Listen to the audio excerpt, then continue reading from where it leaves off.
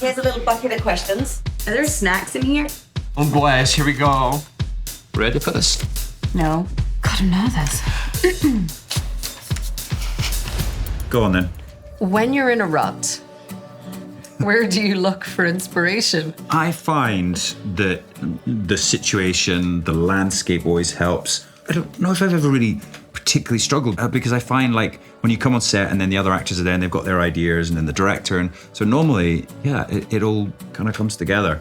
But there are definitely a lot of times when you sort of doubt yourself, and I think, I don't know, the landscape has always helped a lot.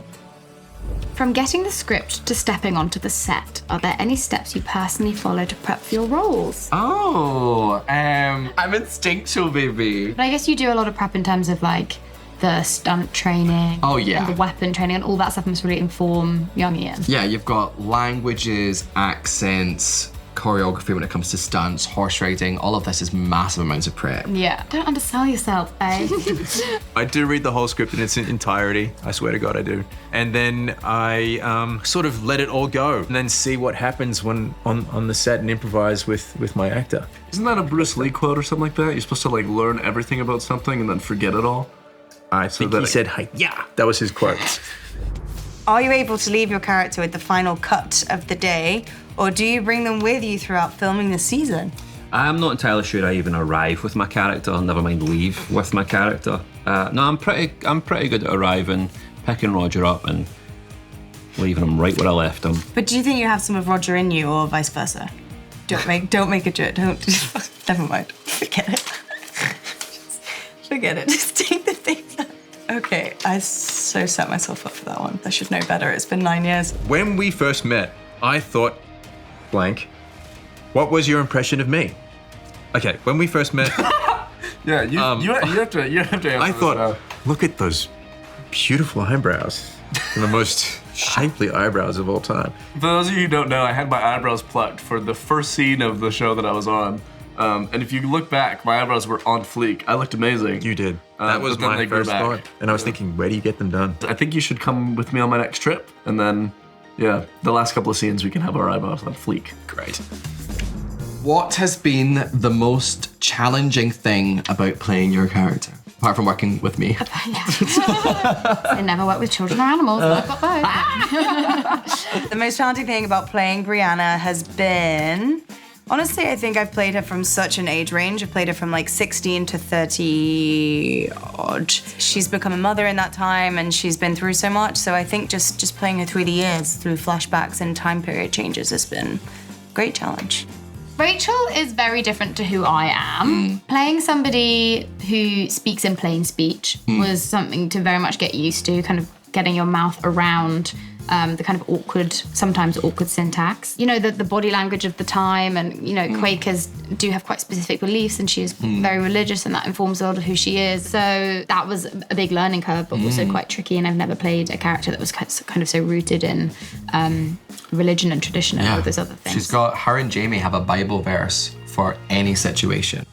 What have you been most proud about in terms of shaping your character's journey?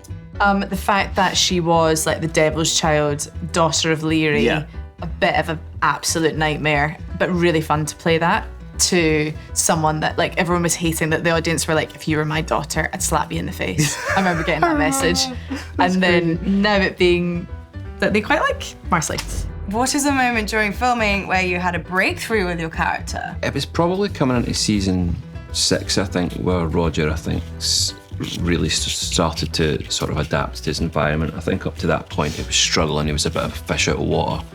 I think he couldn't really find himself in the 18th century. But I think through his experiences, his trials, his tribulations, I think he eventually managed to find his place there. Who do you dream of Who do I dream of? working with in the future?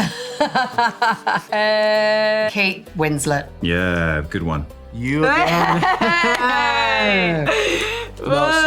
No, seriously, will I ever Connected. will I ever be in Karen Pier? Like If we can get season 3, absolutely, absolutely. like a cameo, you know? We Oh, talked no, about we'll- it. we'll look like, for it. We'll no, have a we talked fridge about for it. I wanted to do cameo in Karen Pier where you just Like see hand me, something. No, just like hand something and just look at me like wait, Yeah. look familiar kind of thing, and That then would be that's it. incredible. That's it. Like a like a hot Yeah. bartender Yeah. or something. This guy's hot, you know. What have you learned about the industry from your time on Outlander?